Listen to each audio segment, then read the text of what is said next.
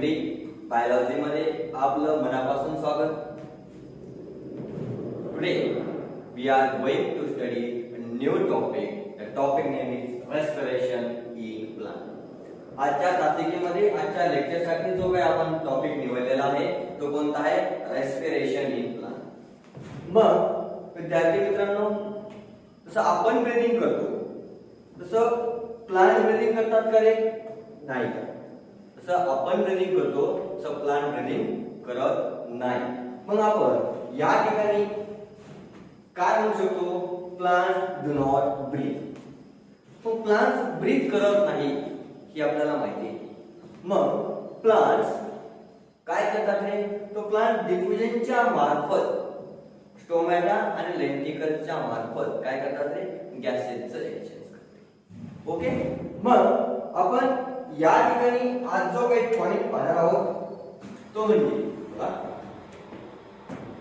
Plants do not breathe. Plants do not breathe.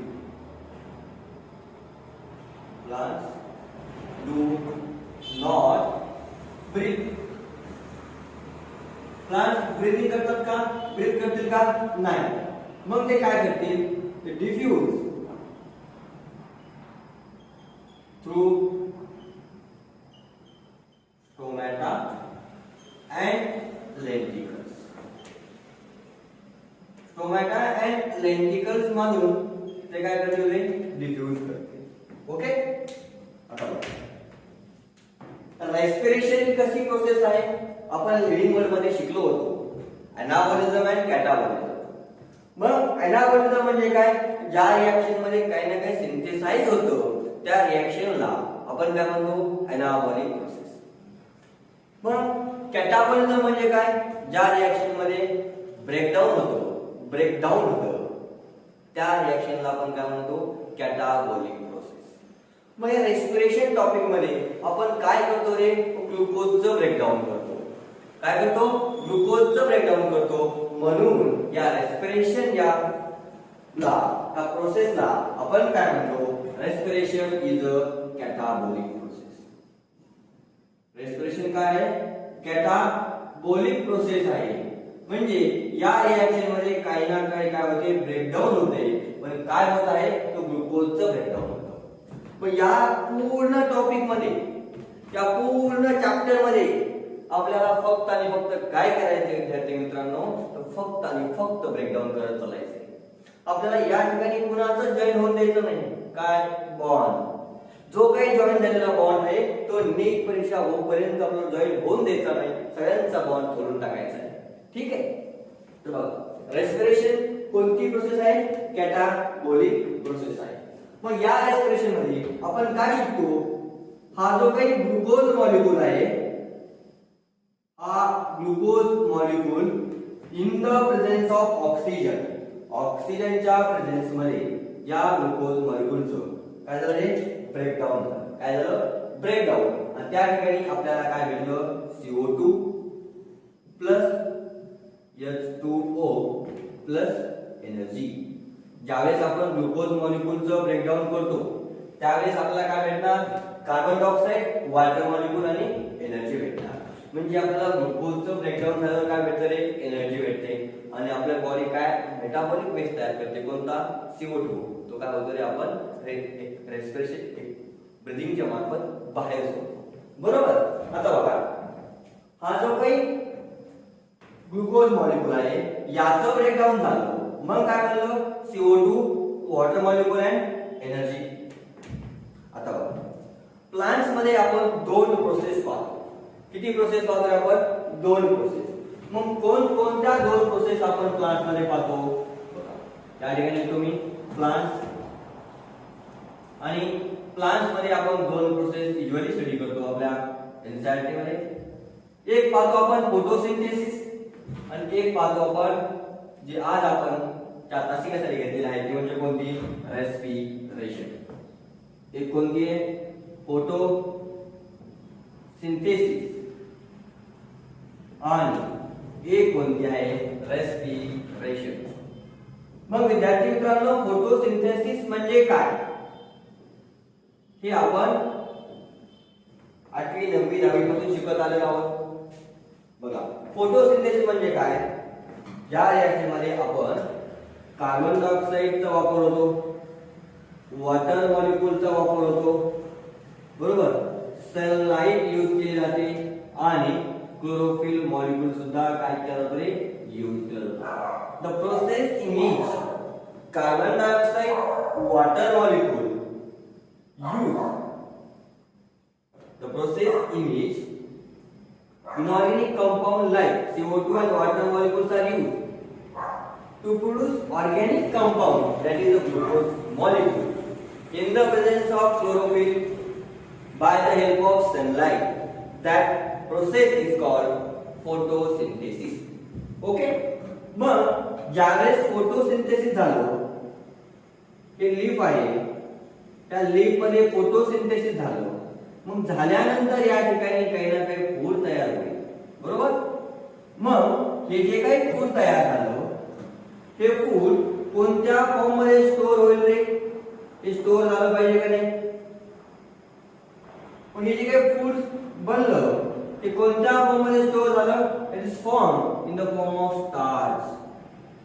स्टार्चच्या form मध्ये त्याला आपण स्टोर करतो, बरोबर. हे जे काही फूड बनलं होतं, तर फॉर्मेशन कोणत्या फॉर्मेशन मध्ये, कोणत्या फॉर्म मध्ये तयार झालं होतं, जे काही प्लांट फोटोसिंथेसिसच्या मार्फत फूड तयार करतील ते कोणत्या फॉर्मेशन मध्ये तयार होईल रे, this form in the form of glucose. ग्लुकोजच्या फॉर्म मध्ये काय होईल रे, ते फूड तयार होईल, काय आहे, ग्लुकोज. आणि आता हे फूड तयार झालं, ते स्टोअर पण झालं, त्याला ट्रान्सपोर्ट करावं लागेल नाही, पुन्हा कडे ट्रान्सफर करावं लागेल, लीफ कडे करावं लागेल, रूट कडे करावं लागेल, स्टेम कडे करावं लागेल, बरोबर. मग हे जे काही फूड तयार झालं याला ट्रान्सपोर्टेशन करावं लागेल का नाही. मग हे ट्रान्सपोर्टेशन कोणत्या फॉर्म मध्ये होईल, ते ट्रान्सपोर्टेशन होतं विद्यार्थी मित्रांनो सुक्रोजच्या फॉर्म मध्ये. कोणत्या फॉर्म मध्ये रे, सुक्रोजच्या फॉर्म मध्ये. बनलं कोणत्या फॉर्म मध्ये, ग्लुकोजच्या फॉर्म मध्ये. स्टोअर कोणत्या फॉर्म मध्ये झालं, स्टार्चच्या फॉर्म मध्ये. आणि ट्रान्सपोर्ट कोणत्या फॉर्म मध्ये झालं, तर सुक्रोजच्या फॉर्म मध्ये काय झालं, हे फूड ट्रान्सपोर्ट झालं. रेस्पिरेशन मध्ये आपण काय करतो, मग हा जो काही ग्लुकोज मॉलिक्यूल घेत होता प्लांटने तयार केलेला, तो आपण खाल्ला. आणि खाल्ल्यानंतर लिव्हिंग ऑर्गॅनिझमने खाल्ल्यानंतर त्यावरती ऑक्सिजनच्या मदतीनं काय केलं, ब्रेकडाऊन केलं. आणि त्या लिव्हिंग ऑर्गॅनिझमनं या ग्लुकोज पासून काय तयार केलं, एनर्जी तयार केली. आणि एनर्जी फार महत्वाची विद्यार्थी मित्रांनो, स्टडी करत असताना एनर्जी फार महत्वाची आहे. मग आपली काही डेली ऍक्टिव्हिटीज आहेत, ज्या सर्व गोष्टी आहेत त्या आपण गुणामुळे करू शकतो, एनर्जीमुळे. आज मी बोलत आहे दिस फॉर्म ऑफ ऑल्सो एनर्जी. मग रेस्पिरेशन मध्ये काय झालं, ग्लुकोज मॉलिक्यूल जो होता, या ग्लुकोज मॉलिक्यूलचं ब्रेकडाऊन झालं ऑक्सिजनच्या प्रेझेन्स मध्ये. आणि यामध्ये आपण काय स्टडी करतो, कार्बन डायऑक्साइड, वॉटर मॉलिक्यूल, आणि काय बनलं रे, या ठिकाणी एनर्जी बनली. इथपर्यंत समजणं क्लिअर आहे. बघा, plant do not breathe, refuse through stomata and lenticels. Respiration काय आहे, तर रेस्पिरेशन ही एक कॅटाबॉलिक प्रोसेस आहे. या प्रोसेस मध्ये काय झालं, ग्लुकोजचं ऑक्सिडेशन झालं म्हणा, किंवा ग्लुकोजचं ब्रेकडाऊन झालं, कशामध्ये, CO2 water molecule and energy. मग प्लांट्स मध्ये आपण दोन प्रोसेस शिकतो, एक कोणती, फोटोसिंथेसिस, आणि एक कोणती, रेस्पिरेशन. मग फोटोसिंथेसिस मध्ये आपण काय केलं रे, फोटोसिंथेसिसच्या मार्फत प्लांटनं फूड तयार केलं. जे काही फूड तयार केलं ते कोणत्या फॉर्मेशन मध्ये त्यानं बनवलं होतं, त्यानं बनवलं होतं ग्लुकोजच्या फॉर्मेशन मध्ये. स्टोअर कोणत्या फॉर्म मध्ये झालं, स्टार्चच्या फॉर्म मध्ये. आणि ट्रान्सपोर्टेशन कोणत्या फॉर्म मध्ये झालं, सुक्रोजच्या फॉर्म मध्ये. आणि ग्लुकोजचं ऑक्सिडेशन होऊन CO2 वॉटर मॉलिक्यूल एनर्जी, त्याला आपण काय म्हणतो, रेस्पिरेशन. मग विद्यार्थी मित्रांनो एक पॉइंट लक्षात ठेवायचं, कोणता पण ऑर्गॅनिक मॉलिक्यूल जर ब्रेकडाऊन करायचा असेल तर त्या ठिकाणी एकापेक्षा जास्त स्टेप लागतात. बघा, ब्रेकडाऊन करायचे का नाही, मग ब्रेकडाऊन करण्यासाठी मॉलिक्यूल जर दोन स्ट्रॉंग असेल, मॉलिक्यूल जर स्ट्रॉंग असेल, त्याचं ब्रेकडाऊन जर करायचं असेल तर स्टेप जास्त लागतात. पण ऑर्गॅनिक कंपाऊंडचं ब्रेकडाऊन करण्यासाठी एकापेक्षा जास्त स्टेप लागतात. मग respiration is a single step process और मल्टी स्टेप प्रोसेस. लक्षात ठेवायचे, respiration is a multi step process. म्हणजे बघा, रेस्पिरेशन कशी प्रोसेस आहे? Multi step process. कशी आहे? Multi step process. या ठिकाणी विद्यार्थी मित्रांनो मराठीमध्ये लिहून घ्यायचे, कोणता पण ऑर्गॅनिक मॉलिक्यूलचं ब्रेकडाऊन करायचं असेल तर स्टेप एकापेक्षा जास्त लागतात. आपल्याच मातृभाषेमध्ये समजतं मित्रा.